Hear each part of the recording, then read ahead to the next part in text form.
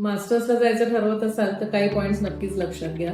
आपल्याला मास्टर्स कशासाठी करायचंय, म्हणजे एखाद्या स्पेसिफिक विषयात करायचंय का, लँडस्केप, अर्बन डिझाईन असं काही करायचंय का, मास्टर्स कुठे करायचंय, म्हणजे इंडियात करायचंय का इंडियाच्या बाहेर अब्रॉडला कुठे, तिथे काय शिकवणार आहे आणि त्याचा वापर तिथेच करता येणार आहे का त्याचा वापर आपण पुण्यात इंडियात परत आल्यानंतर पण करणार आहे, हा पण विषय तेवढा लक्षात घ्यायला हवा.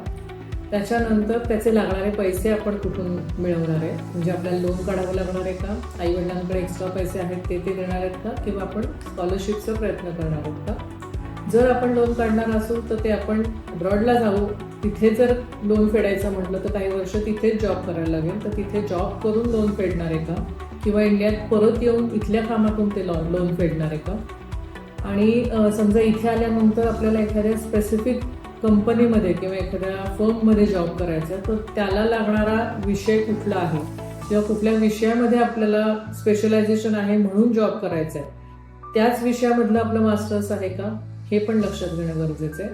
आणि MRCच करणं हा एकच ऑप्शन नाही आहे, तर अजून बरेच MBA आणि बरेच सारे विषय असू शकतात की ज्यात मास्टर्स करून आपण त्याचा वापर आर्किटेक्चरमध्ये, इंटेरियरमध्ये करू शकतो.